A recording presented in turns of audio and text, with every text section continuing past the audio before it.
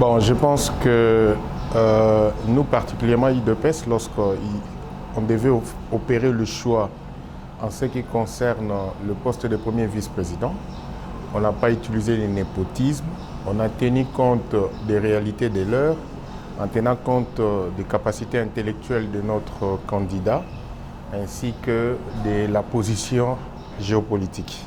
Ça, c'est un élément. Et les autres là, on est tous partenaires à l'Union sacrée. Et ils ont tenu compte d'un certain nombre d'éléments. Alors, les uns et les autres, les ont qualifiés. Pour les uns, c'est un bon choix, et pour les autres, c'est du népotisme.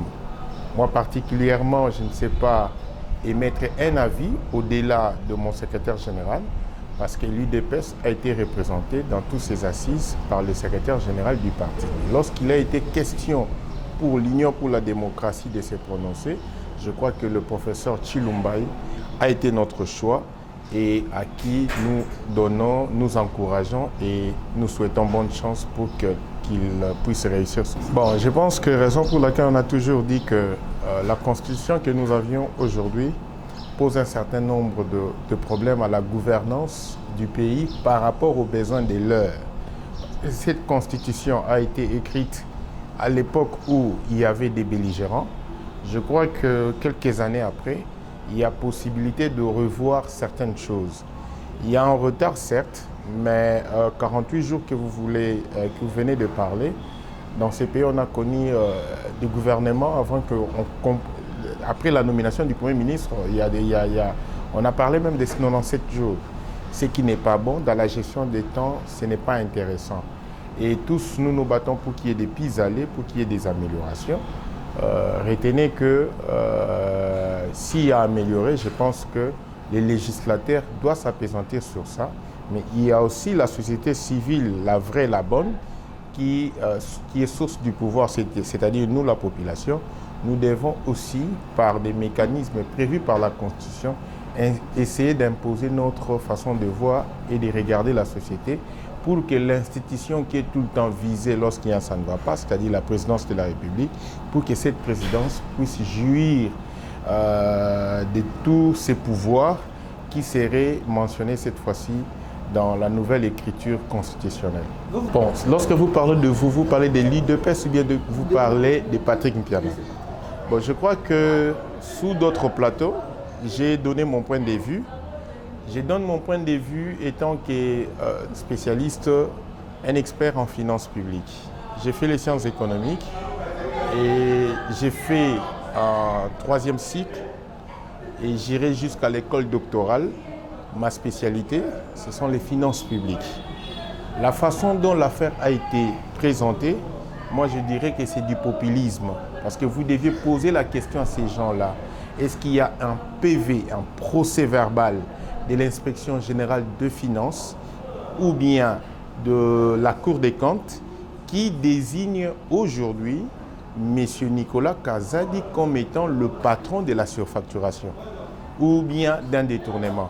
Parce que si on doit parler surfacturation, on doit rentrer en amont. C'est-à-dire que lorsqu'il y a dossier des marchés publics, il y a quand même un contrôle a priori qui est fait à 4 niveaux. C'est premièrement au niveau de la cellule de gestion et des passations des marchés publics.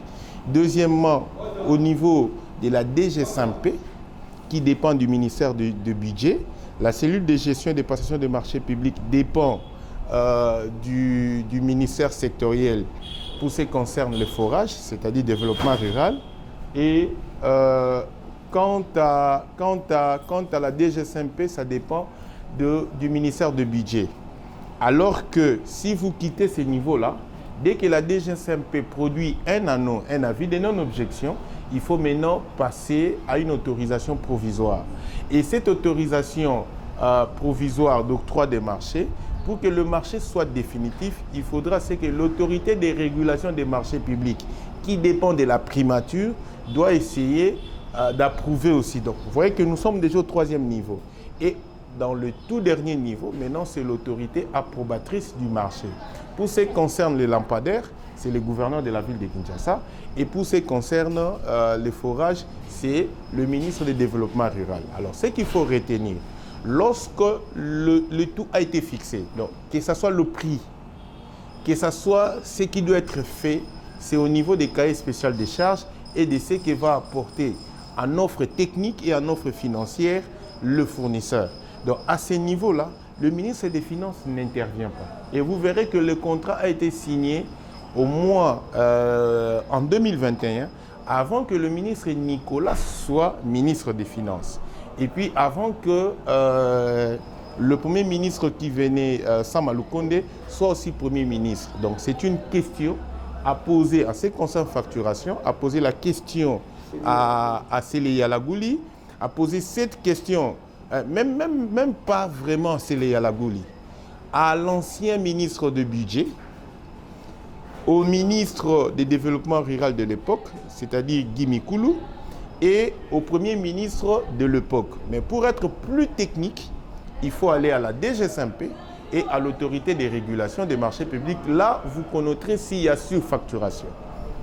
Parce que c'est eux qui sont désignés entités techniques pour parler marché public. Bon, maintenant, dans les secteurs de marché public, lorsque une personne parle des faits de détournement, c'est l'occasion ou jamais vous, la presse, de lui demander les éléments probants. Où est-ce qu'il a tiré toutes ces informations? Parce que ça risquerait d'être traité comme étant du populisme, c'est-à-dire de faux bruit.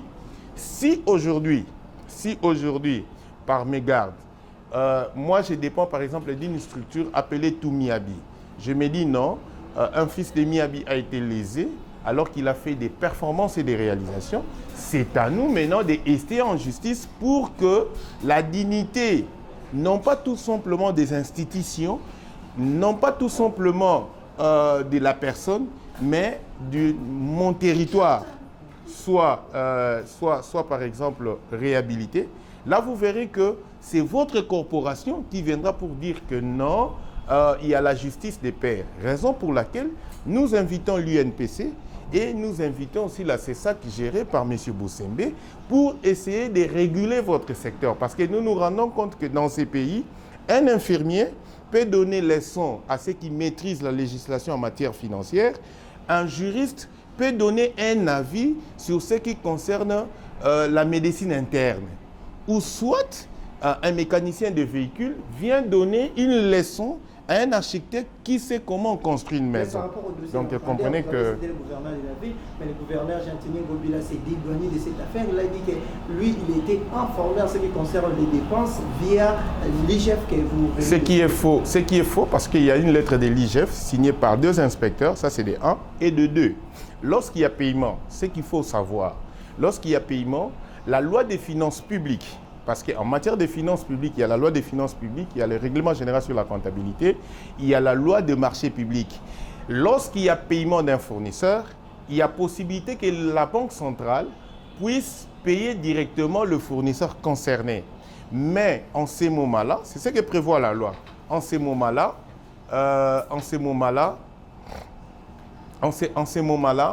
l'entité concernée sera informée. Pourquoi sera informée? Parce qu'on a parlé des paiements en mode d'urgence. Lorsqu'il y a paiement en mode d'urgence, il y a ce qu'on appelle les mises à disposition des fonds.